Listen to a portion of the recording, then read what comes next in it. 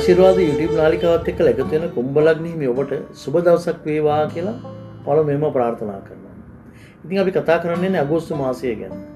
අගෝස්තු මාසයේ කුම්භ ලග්න හිමි ඔබට බලපාන්නේ කොහොමද කියන කතාවයි මේ කරන්නේ. ඉතින් කුම්භ ලග්න හිමියන්ට වැදගත් ග්‍රහ මාරු දෙකක් සිද්ධ වෙනවා. එක තමයි සිකුරු ග්‍රහයා කන්‍යා රාශියට මාරු වීම.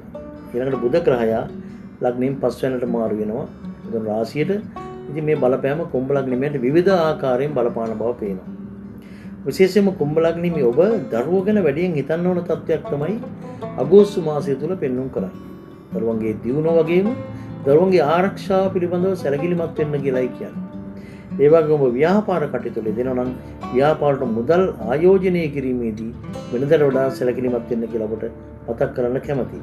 ඔබ දියුණුව වෙනුවෙන් ණය මුදලක් එහෙම ගන්න බලාපොරොත්තු වෙනවා නම් අදාළ ආයතන වලින් සහයෝගය ලබා ගන්න අපහසු වෙන එකක් නෑ.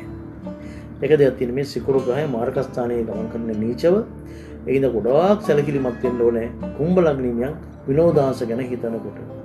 විශේෂයෙන්ම විවාහයට අදාළ කාරණා ප්‍රේම සම්බන්ධතා පවත්වාගෙන යනවා නම් ගොඩක්ම කුම්භ ලග්න හිමියන් සැලකිලිමත් වෙන්න ඕන මාසයක් තමයි අගෝස්තු මාසය. විවාහ මංගල යෝජනා ස්ථීර කරගන්න ප්‍රේම සම්බන්ධතා ස්ථිර කරගන්න ඒ තරම්ම සුදුසු නැති මාසයක් තමයි මේ මාසය. එවැනි කටයුතු කල් දාන්න ලබන මාසයේ පළවෙනි දැන් පස්සේ කරන්නේ.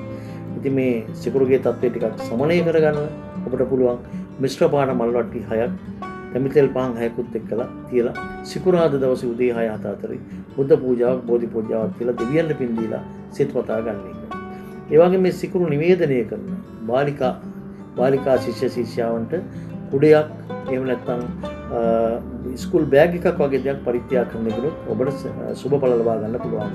එහෙම කටයුතු කරන්න කුම්භ ලග්න හිමියන්ටත් මේ මාසේ ජය ගන්න අපහසු වෙන්නේ නැහැ.